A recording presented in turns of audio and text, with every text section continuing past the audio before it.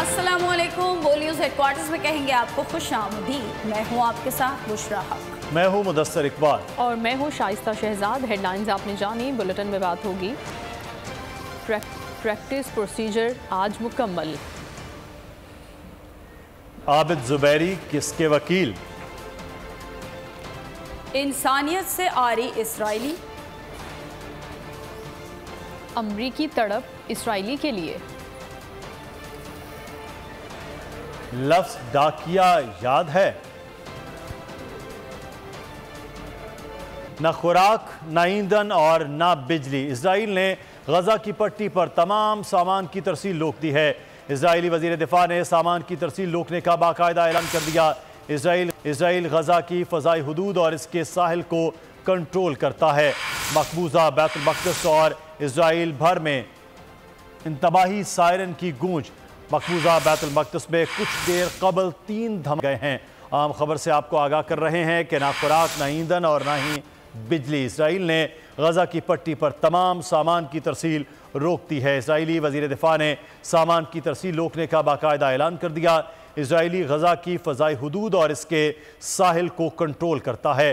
मकबूजा बैतुल मक़दस और इसराइल भर में इंतबाही सायरन की गूंज। मकबूजा बैतुल मक़दस में कुछ देर कबल 3 धमाके भी सुने गए हैं। इसराइल और फ़लस्तीन की जंग का मामला और अब गजा के हवाले से खबरें सामने आ रही हैं कि ना खुराक है, ना ईंधन है और ना ही बिजली है। इसराइल ने गजा की पट्टी पर तमाम सामान की तरसील भी रोक दी है।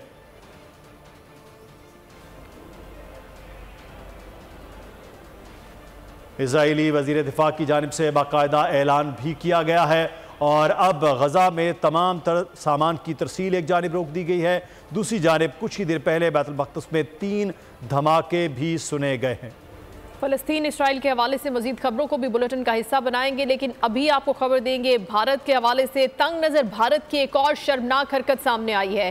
पाकिस्तानी प्रेजेंटर ज़ैनब अब्बास को झूठे केस में फंसाने की कोशिश की गई। Zainab Abbas world cup duty ख़त्म करके भारत छोड़ने पर मजबूर हो गई। ज़ैनब अब्बास फौरी तौर पर भारत छोड़कर दुबई पहुंच गई हैं। भारत में पाक प्रेजेंटर ज़ैनब अब्बास के खिलाफ प्रोपेगेंडा किया गया। ज़ैनब अब्बास ने 8 साल कबल भारत के खिलाफ कुछ ट्वीट्स किए थे। भारतीय वकील ने दिल्ली पुलिस से मुकदमे के लिए दरखास्त कर रखी थी और इसी सारी सूरत हाल के पेश नज़र ज़ैनब अब्बास फौरी तौर पर अपनी वर्ल्ड कप ड्यूटी को ख़त्म करके भारत छोड़कर दुबई पहुंच गई है। ज़ैनब अब्बास पाकिस्तानी प्रेजेंटर जो वर्ल्ड कप की ड्यूटी सरअंजाम देने के लिए भारत पहुंची थी, वहां पर उनके खिलाफ एक प्रोपेगेंडे का आगाज़ किया गया कि उन्होंने 8 साल कबल भारत के खिलाफ कुछ ट्वीट्स किए थे और उन ट्वीट्स के खिलाफ एक भारतीय वकील ने अब मुकदमे के इंदराज के हवाले से दरखास्त दी है। इस सारी सूरत हाल के पेश नज़र ज़ैनब अब्बास फौरी तौर पर अपनी ड्यूटी छोड़कर भारत छोड़कर दुबई पहुंच गई हैं, क्योंकि वहां पर ख़तरा पैदा हो गया था। ज़ैनब अब्बास के खिलाफ मुकदमे का इंदराज और फिर उसके बाद ज़ैनब अब्बास ने यह फौरी तौर पर फैसला किया, वो भारत छोड़कर दुबई पहुँच गई। आगे बढ़ते हैं। चीफ जस्टिस सुप्रीम कोर्ट ने प्रैक्टिस एंड प्रोसीजर केस की समाअत आज ही मुकम्मल करने का इंदिया दे दिया है। रिमार्क्स ये दिए हैं कि हमारे इदारे में केसेस का बोझ बढ़ रहा है, आज केस को ख़त्म करना है। आइन ये कहता है कि सुप्रीम कोर्ट अपने प्रैक्टिस एंड प्रोसीजर के रूल्स बनाने के लिए बाइख्तियार है। सुप्रीम कोर्ट आइन से वाला रूल्स बनाता है तो कोई तो याद दिलाएगा कि आइन के दायरे में रहे। अगर हमने गलती दुरुस्त नहीं की तो क्या पार्लियामान भी दुरुस्त नहीं कर सकता? माजी को देखिए, एक शख्स आता है और पार्लियामेंट को रबर स्टैम्प कर देता है। जस्टिस एजाजुल हसन ने रिमार्क्स ये दिए कि मुमकिन है पार्लियामान का कानून अच्छा हो या बुरा, लेकिन सवाल सुप्रीम कोर्ट के मामलात में मुदाखलत के दरवाजे खोलने का है। आइन कहता है सुप्रीम कोर्ट अपने प्रैक्टिस एंड प्रोसीजर के रूल्स बनाने के लिए बाइख्तियार है। सुप्रीम कोर्ट आइन से बाला रूल्स बनाता है तो कोई तो याद दिलाएगा कि आइन के दायरे में रहें। प्रैक्टिस एंड प्रोसीजर एक्ट की समाअत के दौरान चीफ जस्टिस काजी फाइज ईसा के रिमार्क्स वाज़े कर दिया, हमारे इदारे में केसेस का बोझ बढ़ रहा है, आज केस को खत्म करना है। हम में से जिसको जो राय देनी है फैसले में लिख दें। फुल कोर्ट के रूबरू दौरान समाअत वकला के दलाइल। चीफ जस्टिस ने रिमार्क्स दिए, समझ नहीं आ रही आपको इस कानून से मसला क्या है।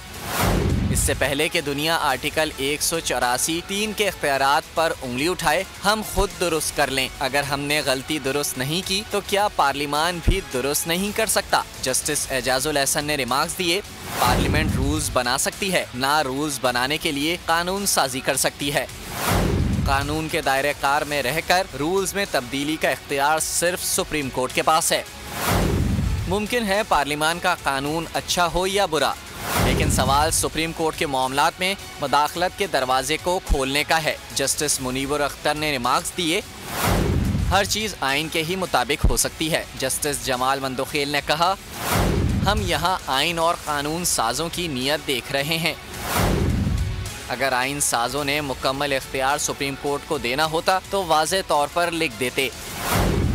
अगर कोई भी ज़ाब्ता कानून या आइन से मुतसादिम होगा तो वो खुद ही कलअदम हो जाएगा।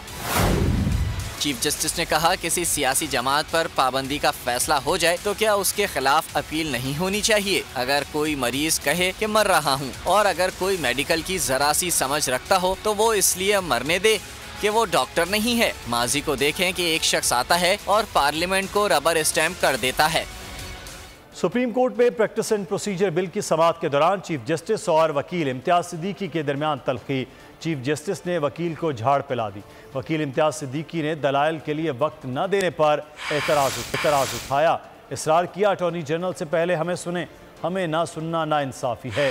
जस्टिस काजी फाइज ईसा ने मकालमा किया, हुक्मनामे में कहाँ लिखा है कि आपको अभी सुनना है?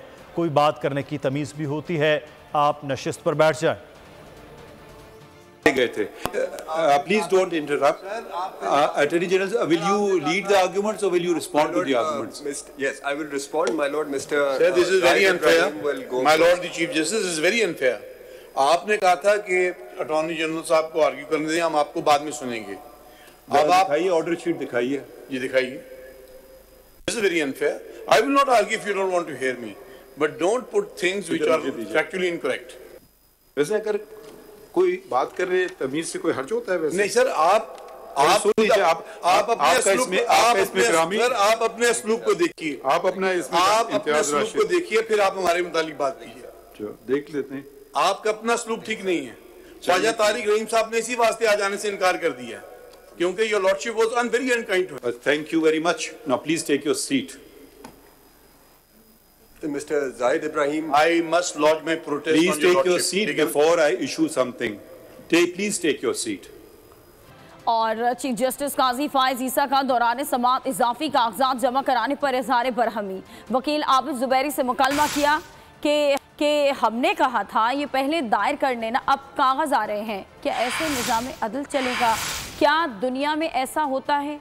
आप जैसे सीनियर वकील से ऐसी तवक्को नहीं होती। वकील आबिद जुबैरी ने कहा कि ये तो मौज़िज़ सुप्रीम कोर्ट का फैसला भी है। चीफ जस्टिस ने रिमार्क्स दिए कि मौज़िज़ सुप्रीम कोर्ट नहीं होती, मौज़िज़ जजेस होते हैं। इस्लाहत ठीक इस्तेमाल करें। आबिद जुबैरी ने कहा कि न्यू जर्सी की अदालत के फैसले का हवाला देना चाहता हूँ। चीफ जस्टिस ने मुकालमा किया कि कम अज़ कम अमरीकी सुप्रीम कोर्ट के फैसले का तो हवाला दें, हमारा लेवल इतना ना गिराएं।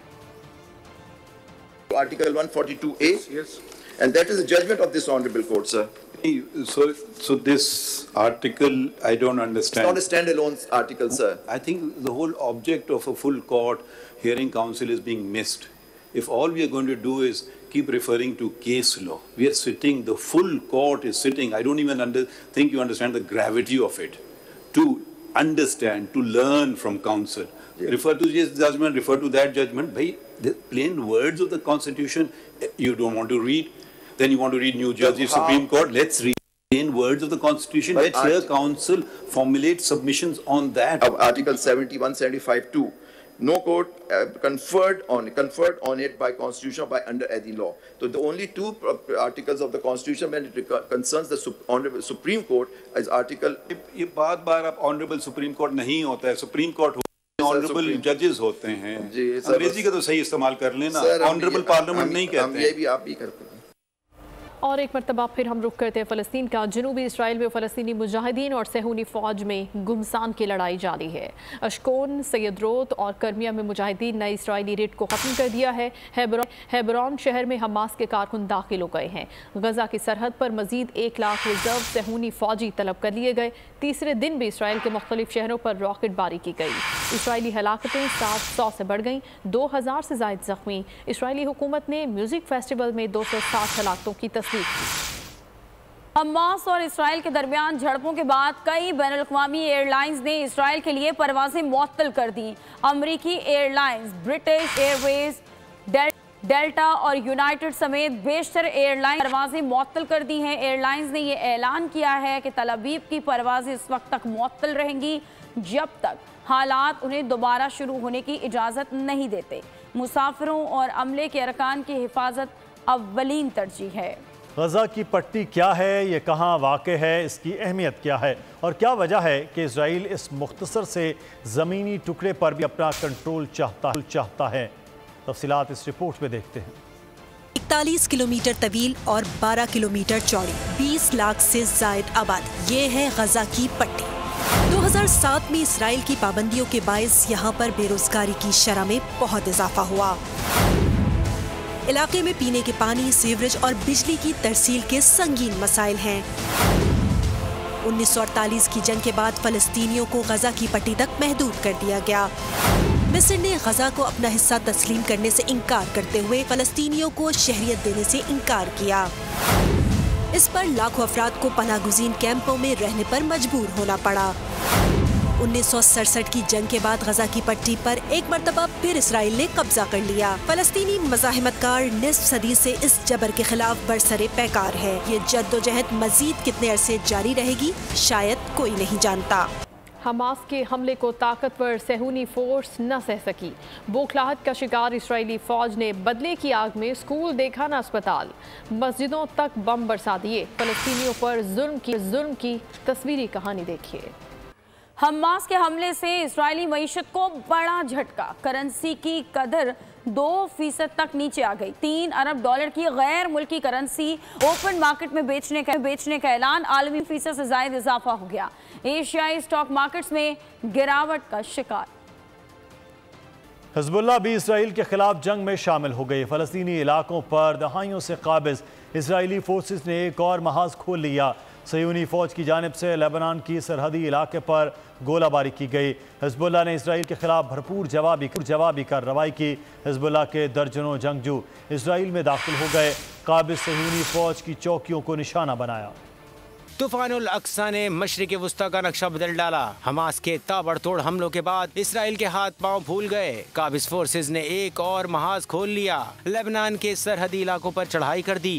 हिज़्बुल्लाह के मज़ाहमतकारों ने भी मुंह तोड़ जवाब दिया। सिहोनी फौज की जानिब से गोलाबारी पर भरपूर जवाबी कार्रवाई की गई। जंगजू इसराइल में दाखिल हुए। काबिज़ सुहेनी फौज की चौकियों को निशाना बनाया। अम्माद मुगनिया यूनिट ने मकबूजा शिया फॉर्म्स में वाक़े 3 इसराइली फौजी चौकियों पर हमला किया। हमलों के बाद धमाकों की आवाज़ें सुनी गईं। लेबनान और इसराइल के दरमियान तसादुम बढ़ने से रोकने के लिए अक़वाम मुत्तहिदा के फौजी हुक्काम ने दोनों तरफ राब्ते कर लिए हैं। दुनिया के मुख्तलिफ ममालिक में फ़लस्तीनियों से इज़हार यकजहती के लिए मुजाहिरों का सिलसिला जारी है। मशरिक़ वुस्ता समेत मुस्लिम ममालिक में बड़ी तादाद में लोग सड़कों पर आए। अमरीका, बरतानिया और यूरोप में भी फ़लस्तीनियों के हक और इसराइल के खिलाफ मुजाहिरों का सिलसिला शुरू हो गया। अलीगढ़ मुस्लिम यूनिवर्सिटी इंडिया में भी मुजाहिरीन ने तेरा मेरा रिश्ता क्या, ला इलाहा इल्लल्लाह के नारे लगाए। अहम खबर आप तक पहुंचाएंगे। साइफर केस में चेयरमैन पीटीआई की दरख्वास्त जमानत पर समाअत। साइफर को कोड ऑफ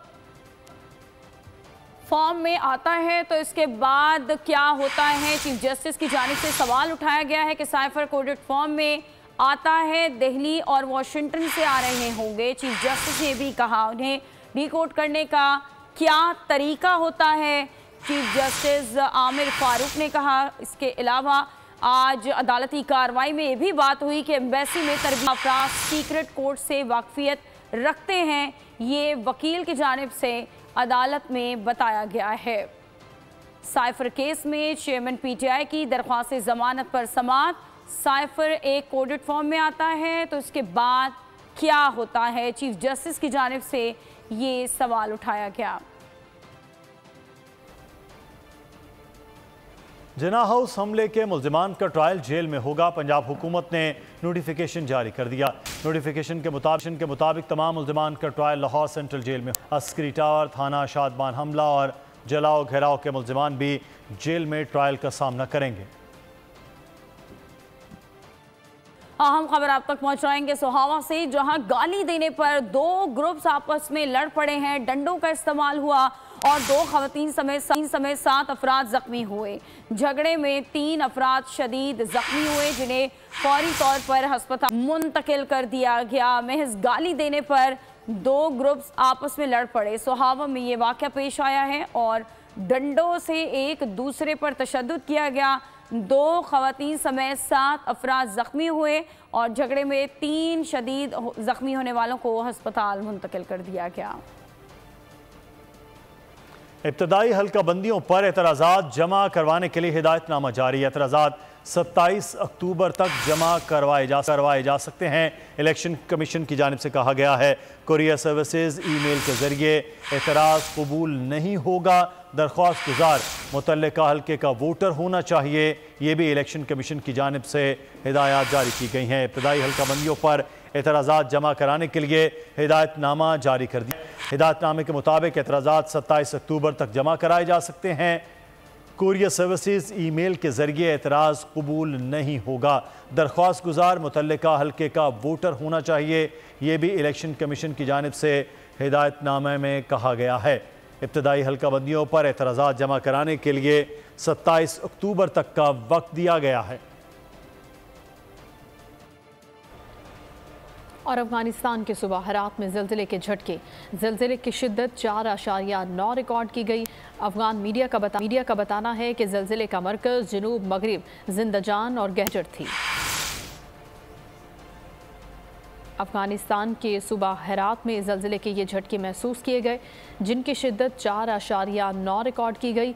जबकि अफगान मीडिया का ये बताना है कि इस ज़लज़ले का मरकज़ जनूब मगरबी इलाका जिंदाजान था और ज़लज़ले की गहराई 40 किलोमीटर थी।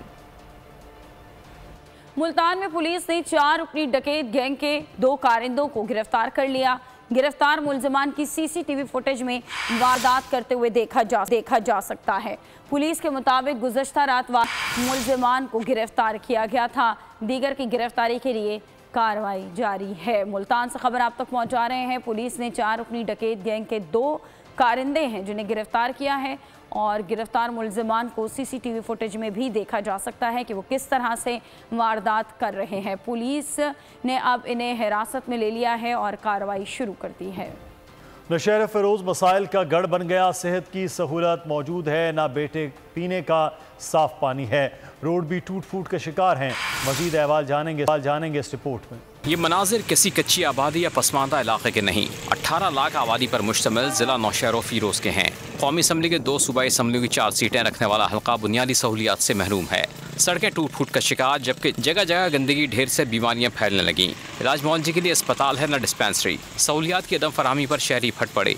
हुकूमत की जानिब से जारी करोड़ों रुपए के बजट पर सवालात उठा दिए। इतना बड़ा डिस्ट्रिक्ट है, यहाँ पे रेंज मशीन नहीं है कि वो जो है गटरों का जो है पानी निकाल सकें। उसके काफ़ी सालों से 4-6-7 सालों से ये इस मिठियानी रोड पे पानी खड़ा हुआ है। हमारा एमपी यही तो हमारा एमपी हो रहा है कि ये मिठियानी रोड है, देखो कितना पानी है, कोई आने जाने के लिए ये कारोबार ठप हो गए हैं।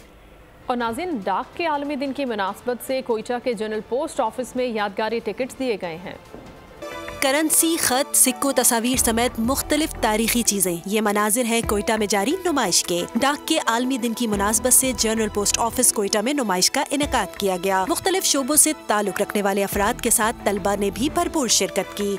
इस तरह इवेंट्स होने चाहिए कि हम लोग को ये जो कार्ड दिए इसको जमा करना चाहिए। पाकिस्तान ऑफिस आए हैं ना, इधर सिक्के पड़े हुए और कुछ यादें पड़े हुए पाकिस्तान की हॉकी के कप की निशानियां हैं और बहुत कुछ वर्ल्ड कप की निशानियां हैं। अगर ये वीडियो आपको पसंद आई है तो हमारे चैनल को सब्सक्राइब कीजिए और बेल आइकॉन को क्लिक कीजिए। सब्सक्राइब करें और बेल दबाएं ताकि कोई खबर रह न जाए।